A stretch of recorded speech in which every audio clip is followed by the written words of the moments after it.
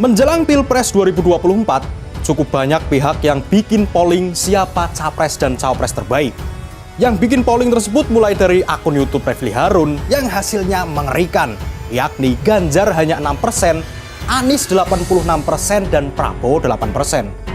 Hingga mantan Presiden PKS Tifatul Sembiring juga ikut-ikutan bikin jejak pendapat melalui akun Twitternya. Hasilnya juga tak kalah mengerikan, Anies 82%, Ganjar 9%, Prabowo 8%, dan Airlangga Hartarto hanya 1%. Ngenes, Ketum Golkar hanya dapat 1%.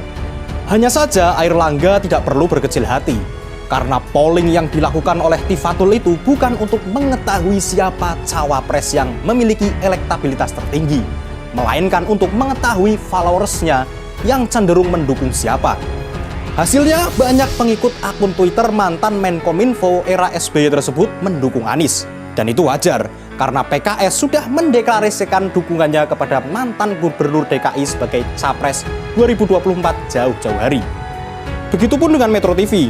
Meskipun dikenal oleh masyarakat sebagai jaringan TV berita, Metro TV juga bikin polling melalui akun Twitternya. Namun, polling yang dibuat oleh stasiun TV swasta milik Surya Paloh itu bukan capres, melainkan cawapres. Kurang lebih begini pertanyaannya.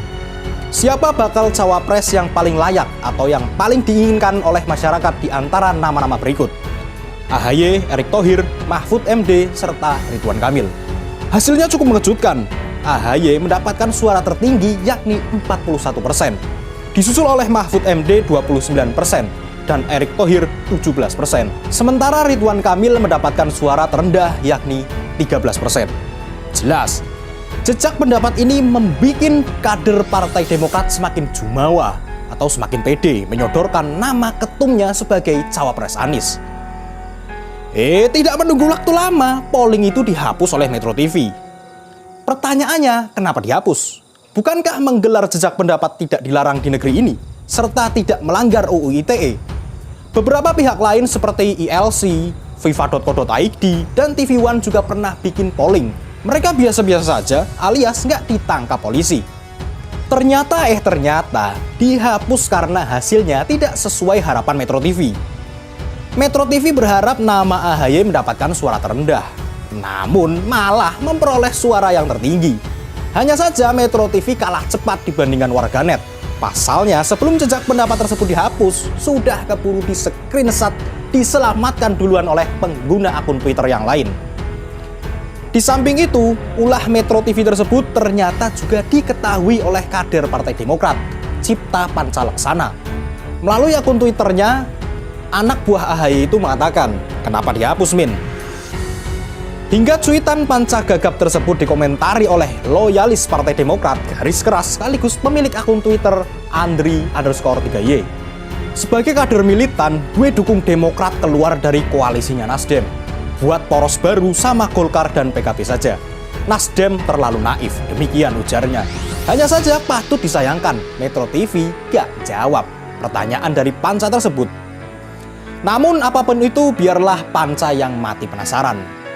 Yang ingin disampaikan di sini bahwa kejadian ini semakin membuka tabir Nasdem yang sebenarnya.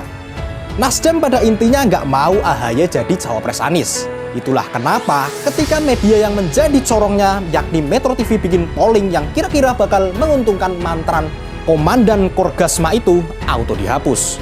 Jadi fix ya, meskipun Nasdem, Demokrat, dan PKS terlihat kompak, duduk bareng saling membela serta saling menguatkan ketika Sekjen Nasdem Johnny G. Plate tersandung kasus korupsi, tapi soal siapa yang akan jadi cawapres Anies, mereka tidak satu suara. Masing-masing partai punya jagoan. Demokrat menjagokan ketumnya sendiri, AHY. PKS menjagokan wakil ketua majelis yaitu Aher. Sedangkan Nasdem menjagokan putri almarhum Gus Dur, Yeni Wahid. Masalahnya, wakil presiden itu cuma satu Ferguson. Gak seperti wakil ketua umum Partai Demokrat yang jumlahnya 6 orang. Intinya, mau tidak mau di antara PKS, Nasdem, dan Demokrat harus ada yang mengalah. Karena kalau seandainya Nasdem dan PKS mengusung pasangan Anies Khofifah, namun ditolak oleh Partai Demokrat, tetap gak jadi juga. Pasalnya, perolehan kursi DPR atau suara PKS dan Nasdem meski sudah digabung tetap tidak memenuhi ambang batas pencapaian. yakni 20%. Setelah ditambah Partai Demokrat, baru memenuhi syarat.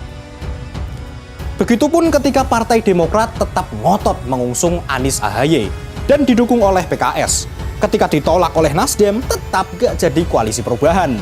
Dan kelihatannya yang masih ngotot dengan pendiriannya tersebut adalah Nasdem, serta Partai Demokrat. Sedangkan PKS mulai sadar kalau mereka sebenarnya belum layak mengajukan nama cawapres, sehingga memilih posisi di tengah. Ini juga menunjukkan bahwa koalisi perubahan sebenarnya sangat rapuh. Mereka nggak kuat-kuat amat dan nggak sesolid seperti yang ditampilkan di media. Apalagi sekarang si Sugar Daddy Johnny G. Plate dan Lukas NMB sudah ditangkap oleh aparat penegak hukum. Semakin rapuh. Lalu siapa yang akan mendanai kampanye Anies kalau begini ceritanya, Ferguson? Belum lagi ditambah dengan ancaman Partai Demokrat beberapa waktu yang lalu. Yang jika pada bulan Juni 2023 ini cawapres Anies tidak juga diumumkan, maka Partai Demokrat akan berpikir ulang untuk mengusung Anies. Dan sampai sekarang, menjelang detik-detik pergantian bulan ke Juli, Nasdem sama sekali tidak menunjukkan akan mendeklarasikan cawapres Anies. Jadi pada Juli 2023 mendatang, sudah bisa dipastikan suasana politik tanah air semakin seru.